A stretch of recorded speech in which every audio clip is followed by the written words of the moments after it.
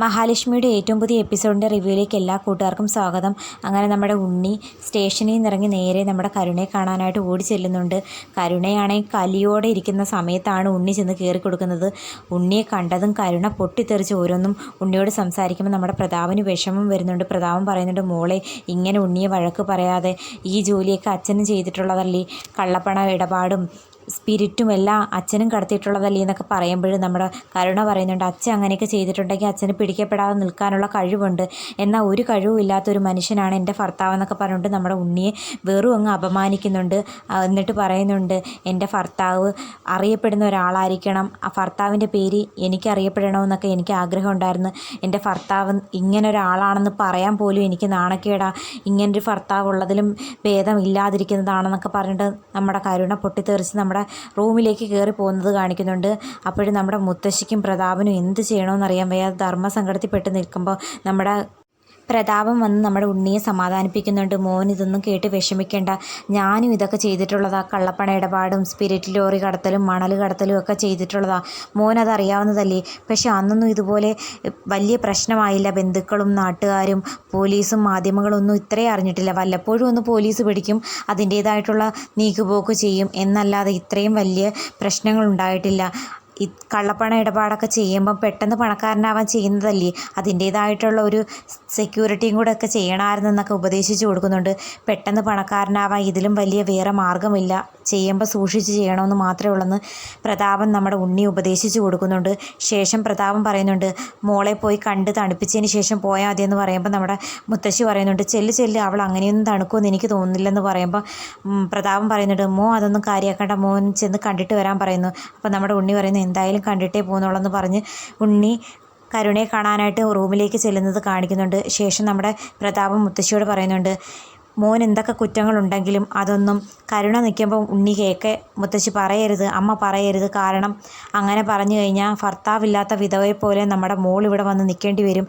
എന്തൊക്കെ പറഞ്ഞാലും അവൻ നമ്മുടെ മോളുടെ ഭർത്താവും നമ്മുടെ മോളുടെ ജനിക്കാൻ പോകുന്ന കുഞ്ഞിൻ്റെ അച്ഛനുമാണെന്നുള്ള കാര്യം അമ്മ മറക്കരുതെന്നൊക്കെ പ്രതാപം ഓർമ്മിപ്പിച്ച് കൊടുക്കുമ്പം നമ്മുടെ മുത്തശ്ശി ആകെപ്പെട്ട് ധർമ്മസങ്കടത്തിൽ നിൽക്കുന്ന കണക്ക് കാണിക്കുന്നുണ്ട്. പിന്നീട് കാണിക്കുന്ന നമ്മുടെ കരുണയെ കാണാനായിട്ട് ഉണ്ണി റൂമിലേക്ക് ചെല്ലുമ്പം കരുണ തിരിഞ്ഞിരിക്കുവാണ്.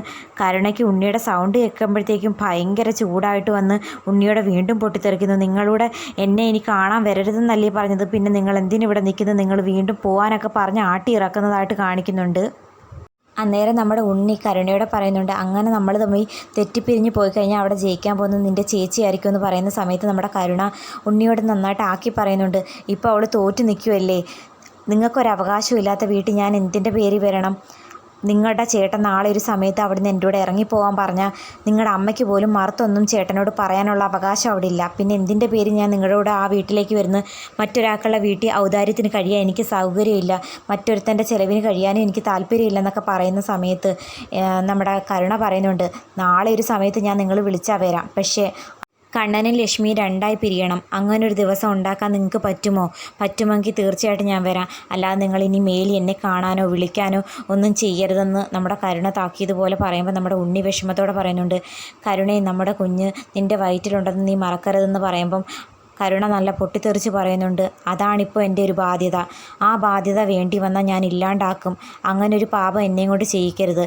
എന്നിട്ട് കരുണ പറയുന്നുണ്ട്, ഞാൻ പറഞ്ഞിരുന്നുവല്ലോ ഞാൻ കല്യാണം വരെ ജീവിച്ചിട്ടുള്ളൂ, കല്യാണത്തിന് ശേഷം ഞാൻ മരിച്ചുപോയി, എന്നെയും കൊണ്ട് ചുമ്മാ പാപമൊന്നും ചെയ്യിക്കരുതെന്ന് നമ്മുടെ കരുണ ചൂടായി പറയുമ്പോൾ നമ്മുടെ ഉണ്ണി വിഷമത്തോടെ പറയുന്നുണ്ട്, എങ്കിൽ ശരി ഞാൻ പൊക്കോളാം, പക്ഷേ എല്ലാവർക്കും ഒരു നല്ല കാലവും ചീത്തക്കാലവും ഉണ്ടാവും, ഒരു ഭർത്താവിനൊരു മോശകാലം ഉണ്ടാകുമ്പോൾ ഭാര്യയാണ് കൂടെ നിൽക്കേണ്ടതെന്ന് നീ മറക്കരുതെന്ന് പറയുന്ന സമയത്ത് നമ്മുടെ കരുണ പറയുന്നു, അയാൾ ആയുർവേദ ഹോസ്പിറ്റലിൽ പോകാൻ പോവുക, വീൽ ചെയറിൽ നിന്ന് എണീറ്റ് നടക്കാൻ വേണ്ടിയിട്ട്, ഇനി അങ്ങനെ ഒരു കാഴ്ചയും കൂടി കാണേണ്ടി വന്നു കഴിഞ്ഞാൽ പിന്നെ ജീവിച്ചിരുന്നിട്ട് കാര്യമില്ലെന്ന് പറയുന്ന സമയത്ത് നമ്മുടെ ഉണ്ണി കരുണയോടെ പറയുന്നുണ്ട്, അങ്ങനെ ഒരു ഭാഗ്യം അയാളുടെ ജീവിതത്തിൽ ഉണ്ടാവാൻ ഞങ്ങൾ ആരും അനുവദിക്കില്ല, ഇത്രയും നാൾ അയാൾക്കൊരു പതനം ഉണ്ടാവാൻ ഞാൻ ആഗ്രഹിച്ചിരുന്നില്ല മറ്റുള്ളവരെ പോലെ, പക്ഷേ ഇനി അതിൻ്റെ ഒരു ആവശ്യവുമില്ല, എൻ്റെ ജീവിതവും ദാമ്പത്യ ജീവിതവും തകർക്കാൻ നിൽക്കുന്ന അയാളോട് ഒരു കോംപ്രമൈസും ചെയ്യേണ്ട ആവശ്യമില്ല, പറ്റിയ അവസരം കിട്ടുകയാണെങ്കിൽ അയാളെയും മഹാലക്ഷ്മിയും തമ്മിൽ രണ്ടായി പിരിച്ചിരിക്കുമെന്ന് പറഞ്ഞിട്ട് നമ്മുടെ ഉണ്ണി കരുണയ്ക്ക് വാക്ക് കൊടുത്ത് പോകുന്ന സമയത്ത് നമ്മുടെ കരുണ ഒരുമാതിരി ഷോക്കായിട്ട് നിൽക്കുന്നുണ്ട്, ഇത് ഉണ്ണി തന്നെയാണോ, ഈ വാക്ക് നടക്കുമോ എന്നൊക്കെ ഉള്ളൊരു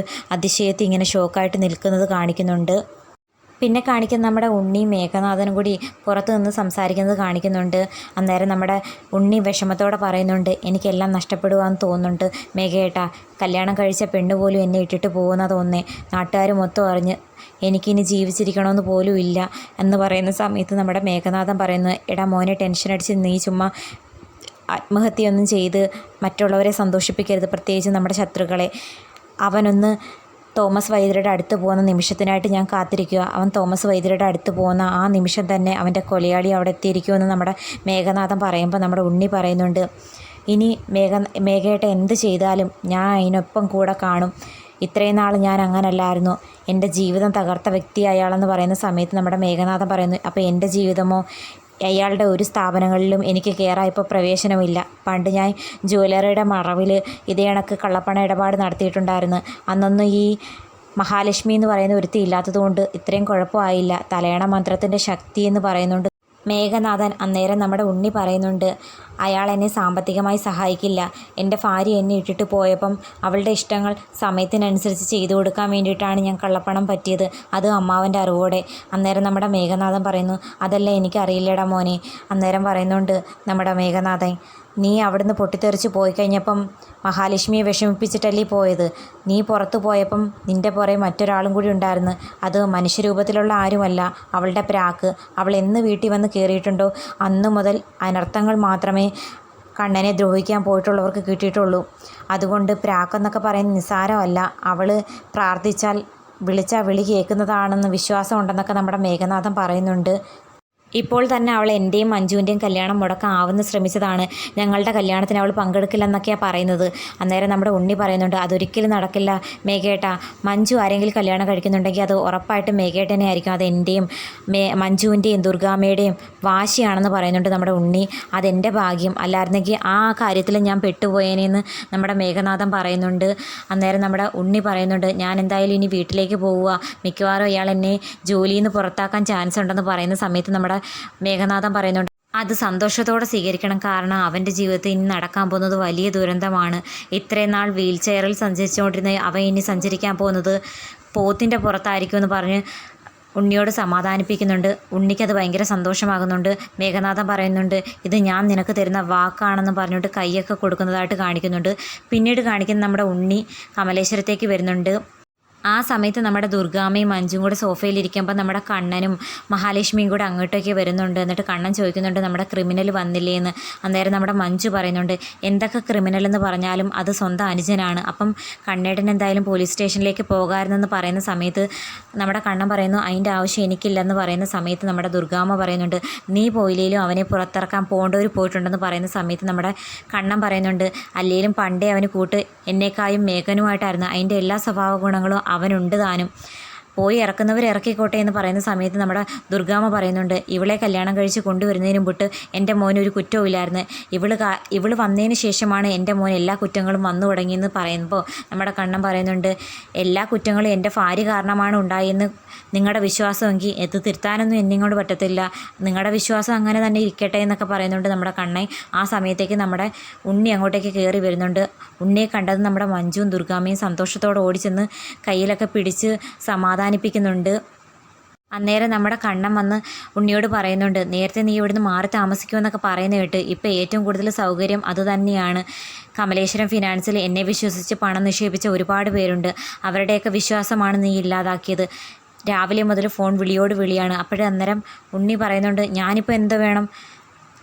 എൻ്റെ നേരെ വിരൽ ചൂണ്ടി സംസാരിക്കാനാണ് നീ ഇപ്പം വന്നെങ്കിൽ ഇവിടെ നിന്ന് നീ ഇറങ്ങി പോകുന്നതായിരിക്കും നല്ലതെന്ന് പറയുമ്പോൾ നമ്മുടെ ദുർഗാമ്മ പറയുന്നുണ്ട്, മോനെ ഉണ്ണി, നീ എന്തിനാ കണ്ണനോട് വഴക്ക് കൂടാൻ പോകുന്നതെന്ന് ചോദിക്കുന്നുണ്ട്. അന്നേരം മഹാലക്ഷ്മി പറയുന്നുണ്ട്, ദൈവത്തിന് പോലും നിരക്കാത്ത വാക്കുകളാണ് രാവിലെ ഉണ്ണി എന്നോട് സംസാരിച്ചതെന്ന് പറയുന്നുണ്ട്. അന്നേരം നമ്മുടെ മഞ്ജു പറയുന്നുണ്ട്, അതുകൊണ്ട് ഇവർ ഇരുന്ന് പ്രാഗിക്കാണ് ഉണ്ണിയേട്ടനെ. അപ്പം കണ്ണൻ പറയുന്നുണ്ട്, പ്രാഗേണ്ട കാര്യമൊന്നുമില്ല, മോളിലൊരുത്ത ഇരുന്ന് എല്ലാം കാണുന്നുണ്ട്, അദ്ദേഹം കൊടുത്തോളും കൂലി എന്നൊക്കെ പറയുന്നുണ്ട്. ശേഷം നമ്മുടെ കണ്ണൻ പറയുന്നുണ്ട്, ഇനി ഉണ്ണിയെ ജോലിയിൽ നിന്നൊന്നും പിരിച്ചു വിട്ടിട്ടില്ല, പക്ഷേ ഉണ്ണിയുടെ എല്ലാ കാര്യങ്ങളും നിയന്ത്രിക്കുന്നതിന് മറ്റൊരു ഉദ്യോഗസ്ഥനെ കൂടി നിയമിക്കും. അയാളും കൂടി അനുവദിച്ചാൽ മാത്രമേ എല്ലാ കാര്യങ്ങളും ചെയ്യാൻ പറ്റുള്ളൂ എന്ന് പറയുന്ന സമയത്ത് നമ്മുടെ ഉണ്ണി ചോദിക്കുന്നുണ്ട്, എന്തിനിങ്ങനെ ഒരു കനിവ് തന്നേന്ന്. അന്നേരം നമ്മുടെ കണ്ണൻ പറയുന്നുണ്ട്, എൻ്റെ അനിയനായതുകൊണ്ട് മറ്റുള്ളവർ എന്നെ പ്രാകാതിരിക്കാൻ വേണ്ടിയിട്ട് ഇവിടെ 24 മണിക്കൂറും എന്നെ പ്രാകാൻ വേണ്ടിയിട്ട് കുറച്ച് ആൾക്കാരില്ലേ, ഇനി നിന്നെ ജോലിയിൽ നിന്ന് കൂടി പുറത്താക്കി വിട്ട് കഴിഞ്ഞാൽ അവരെ പ്രാക്കിൻ്റെ അളവ് കൂടും. അതുകൊണ്ട് ശമ്പളം മാത്രം മേടിക്കാൻ നീ നിന്നാൽ മതിയെന്ന് പറയുന്നുണ്ട് ഉണ്ണിയോട്. പിന്നെ കാണിക്കുന്നത് നമ്മുടെ മഹാലക്ഷ്മി പറയുന്നുണ്ട്, ഞാൻ ക്ഷേത്രത്തിൽ പോവുക. അപ്പോഴും നമ്മുടെ ദുർഗാമ്മ ദേഷ്യത്തോടെ പറയുന്നുണ്ട്, നീ ക്ഷേത്രത്തിൽ പോയി പ്രാഗിക്കോടി, നീ എൻ്റെ പ്രാർത്ഥനയ്ക്കനുസരിച്ച് നിൻ്റെ ശത്രുക്കൾക്കെല്ലാം നല്ല തിരിച്ചടി കിട്ടുന്നുണ്ടെന്ന് പറയുമ്പം നമ്മുടെ മഹാലക്ഷ്മി ചൂടായിക്കൊണ്ട് പറയുന്നുണ്ട്, ക്ഷേത്രത്തിൽ പോകുന്നത് ആരെയും പ്രാകാൻ വേണ്ടിയിട്ടല്ല, ദൈവത്തിനോട് ചെന്ന് മറ്റൊരാൾക്ക് ദോഷം വരണേന്ന് പ്രാർത്ഥിച്ചു കഴിഞ്ഞാൽ ഉടനെ നടത്തിത്തരാനിരിക്കുന്ന ആളല്ല ദൈവം. ദൈവം എല്ലാം കണ്ടും കേട്ടും ചെയ്യുന്നതാണ്.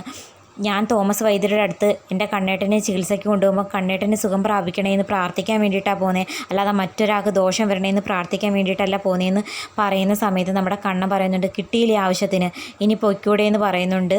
നമ്മുടെ മഹാലക്ഷ്മി ക്ഷേത്രത്തിലും പോകുന്നുണ്ട്, ഉണ്ണി നമ്മുടെ വീട് വിട്ട് ഇറങ്ങി പോകുന്നുണ്ട്. പിന്നെ കാണിക്കുന്ന നമ്മുടെ ക്ഷേത്രത്തിൽ തൊഴുവാൻ വേണ്ടിയിട്ട് ലേഖയായിട്ട് പോകുന്ന സമയത്ത് നമ്മുടെ മോഹിനി അവിടെ നിൽക്കുന്നുണ്ട്. നമ്മുടെ കണ്ണന് വേണ്ടിയിട്ട് ക്ഷേത്രത്തിൽ പ്രാർത്ഥിക്കാൻ വന്നതാണ് മോഹിനി. കാരണം തൻ്റെ ഭർത്താവ് കാരണം ഉണ്ടായ അപകടത്തെ തുടർന്നാണ് കണ്ണന് വീൽ ചെയറിലാകേണ്ടി വന്നത്. എത്രയും പെട്ടെന്ന് കണ്ണനെ സുഖം പ്രാപിപ്പിക്കണം, തോമസ് വൈദ്യരുടെ അടുത്ത് ചികിത്സയ്ക്ക് പോകുമ്പം അത് കണ്ണൻ്റെ ആരോഗ്യത്തിന് മെച്ചമുണ്ടാകണമെന്നൊക്കെ പ്രാർത്ഥിക്കാൻ വേണ്ടിയിട്ട് വന്നതാണ് നമ്മുടെ മോഹിനി. ശേഷം മഹാലക്ഷ്മിയും ലേഖയും മോഹിനിയും പരസ്പരം സംസാരിക്കുന്നത് കാണിക്കുന്നുണ്ട്. ഇരു കൂട്ടരെയും പരസ്പരം പരിചയപ്പെടുത്തി കൊടുക്കുന്നുണ്ട് നമ്മുടെ മഹാലക്ഷ്മി. കാരണം അമ്മയും ലേഖയും പരസ്പരം കാണുന്നത് ആദ്യമായിട്ടായതുകൊണ്ട് സംസാരത്തിൻ്റെ കൂട്ടത്തിൽ നമ്മുടെ ലേഖ പറയുന്നുണ്ട്, ഇത്രയും നാൾ മരുന്ന് മാറിക്കൊടുത്തത് കൊണ്ട് മാത്രമാണ് സുഖം പ്രാപിക്കാതിരുന്നത്. അതുകൊണ്ട് ഇനി നല്ല മരുന്നും നല്ല ചികിത്സയൊക്കെ കിട്ടുമ്പം മിക്കവാറും കണ്ണേട്ടന് സുഖം പ്രാപിക്കാൻ ചാൻസ് ഉണ്ടെന്ന് പറയുമ്പോൾ നമ്മുടെ മോഹിനിക്ക് ഒരുപാട് സന്തോഷമാകുന്നത് കാണിക്കുന്നുണ്ട്. പിന്നെ കാണിക്കുന്ന നമ്മുടെ വാമദേവൻ വെപ്രാളം പിടിച്ചുകൊണ്ട് നമ്മുടെ മേഘനാഥനോട് സംസാരിക്കാൻ വരുന്നുണ്ട്. നാളെ കണ്ണൻ ഹോസ്പിറ്റലിൽ ചികിത്സയ്ക്ക് പോകുന്ന പറയുന്നുണ്ട്.